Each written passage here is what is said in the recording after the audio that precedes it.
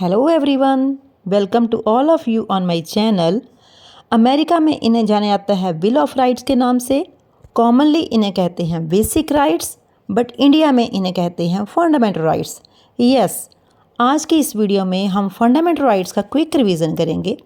Fundamental rights का chapter inspired है USA constitution से, और इंडियन कॉन्स्टिट्यूशन में फंडामेंटल राइट्स का चैप्टर पार्ट 3 में आर्टिकल 12 से लेकर 35 तक मेंशन है।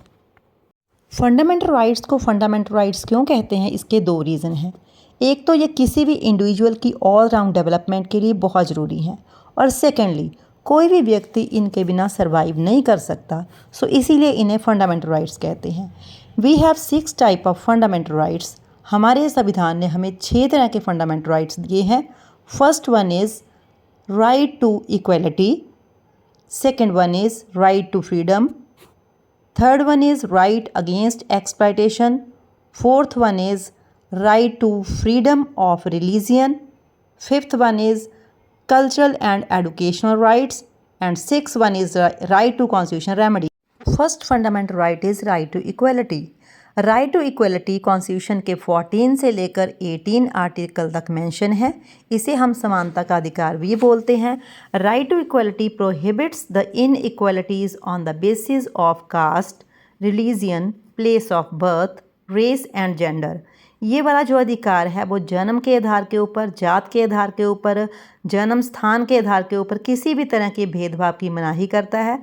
It ensures equal rights for all the citizen, और इस अधिकार के तहत सभी व्यक्तियों को समान अधिकार प्रदान किए गए हैं।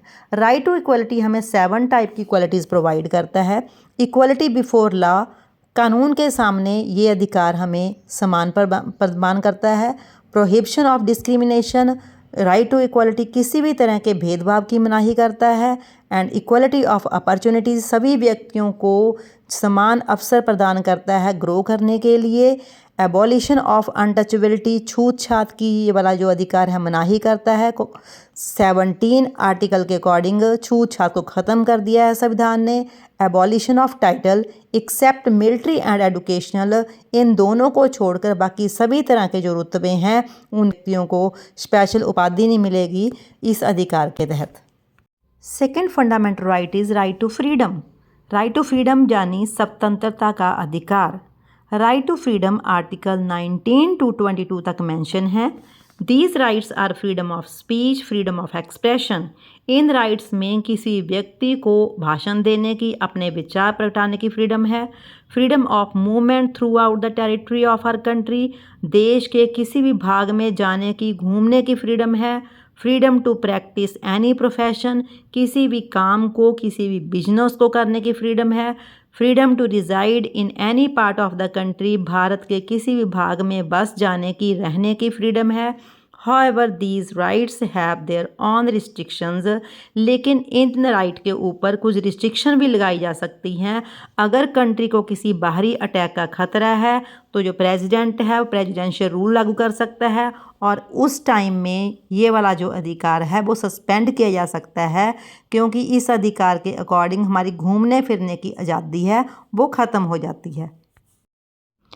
Third fundamental right is right against exploitation, यानी कि शोषण के विरुद्ध अधिकार।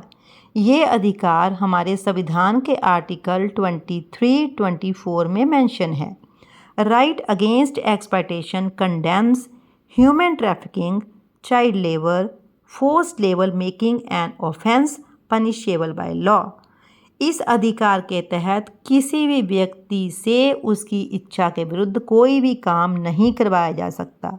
जहाँ किसी व्यक्ति को बिना वेतन दिए, बिना तनख्वाह दिए ज़बरदस्ती काम नहीं करवाया जा सकता, और इवन कि 6 to 14 ईयर्स तक के बच्चों को किसी भी डेंजरस या किसी रिस्की जॉब में नहीं लगवाया जा सकता, किसी माइनिंग वाले काम में या किसी फैक्ट्रीज़ में, जिससे कि उनकी ओवरऑल डेवलपमेंट या उनका विकास रुक जाए। तो ये वाला जो अधिकार है हमारे बच्चों की और सभी के सभी मज़दूरों की रक्षा करता है। Fourth fundamental right is right to freedom of religion, यानी कि धार्मिक स्वतंत्रता का अधिकार। ये अधिकार हमारे संविधान के आर्टिकल 25 से लेकर 28 तक मेंशन है। It guarantees religious freedom and ensure secular state in India. ये अधिकार सभी व्यक्तियों को धार्मिक स्वतंत्रता प्रदान करता है और इंडिया को, भारत को एक धर्मनिरपेक्ष राष्ट्र बनाता है। जिसका मतलब क्या है कि भारत का कोई भी देश का अपना धर्म नहीं होगा। All people have freedom of conscience and right to preach, practice and propagate any religion of their choice। सभी व्यक्तियों को अपनी इच्छा के अकॉर्डिंग किसी भी धर्म को अपनाने की, किसी भी धर्म की पूजा करने की, किसी भी धर्म को प्रीच करने की स्वतंत्रता का है। और संविधान है जहाँ राज है वो किसी व्यक्ति के ऊपर अपनी इच्छा से कोई भी धर्म ठोस नहीं सकता। हर एक व्यक्ति अपनी इच्छा से कोई भी धर्म अपना सकता। Fifth fundamental right is cultural and educational rights, यानी कि सांस्कृतिक और शिक्षक अधिकार। ये अधिकार हमारे संविधान के आर्टिकल 29 और 30 में मेंशन है। Cultural rights protects the rights of culture, religious and linguistic minorities by enabling them to conserve their heritage and protecting them against the discrimination। इस अधिकार के तहत हमारे देश में जितने भी कम गिनती के लोग रहते हैं उनको उनकी विरासत, उनकी भाषा को संभालने का अधिकार है। And educational rights ensure education for everyone irrespective of their caste, gender, religion etcetera. और जो शिक्षक अधिकार हैं वो किसी भी व्यक्ति को बिना किसी भेदभाव के, बिना किसी भेदभाव की मनाही से कहीं पे भी एडुकेशन लेने का अधिकार प्रदान करते हैं। किसी भी संस्था में, किसी भी कॉलेज में, किसी भी स्कूल में, किसी भी यूनिवर्सिटी में किसी व्यक्ति के साथ भाषा, जन्म, जात के आधार के ऊपर कोई वितकरा नहीं किया जाएगा और उसको नहीं डाली जाएगी। Six fundamental right is right to constitutional remedies, यानी कि संवैधानिक उपचारों का अधिकार। ये अधिकार संविधान के आर्टिकल 32 से लेकर 35 तक मेंशन है। अब आर्टिकल 31 मिसिंग है। पहले संविधान ने हमें 7 फंडामेंटल राइट दिए थे, लेकिन फिर 1978 में 44 अमेंडमेंट करके राइट टू प्रॉपर्टी को फंडामेंटल राइट की लिस्ट से एक्सक्लूड कर दिया गया। अब राइट टू प्रॉपर्टी एक लीगल राइट की कैटेगरी में आ गया है। So right to constitutional remedies empowers the citizen to move to a court of law in case of any denial of fundamental rights। ये अधिकार को हम एक तरह से सभी के सभी अधिकारों का प्रोटेक्टर भी बोल सकते हैं, उनका रखवाला भी बोल सकते हैं। अगर किसी व्यक्ति के किसी फंडामेंटल राइट्स की उल्लंघना हो रही है, जहाँ कोई संस्था, जहाँ कोई व्यक्ति, जहाँ स्टेट, जहाँ गवर्नमेंट व्यक्ति के अधिकारों को स्नैच कर रहा है, उनको छीन रहा है, then the person can take shelter of court. तो वो जो पर्सन है वो कोर्ट में जा सकता है, सुप्रीम कोर्ट में अपने अधिकारों की रक्षा के लिए वो सुप्रीम कोर्ट की शरण ले सकता है। अगर आपको ये वीडियो अच्छी लगी तो प्लीज़ लाइक ज़रूर करना। अगर आपने मेरा चैनल सब्सक्राइब नहीं किया तो प्लीज़ सब्सक्राइब कर लो।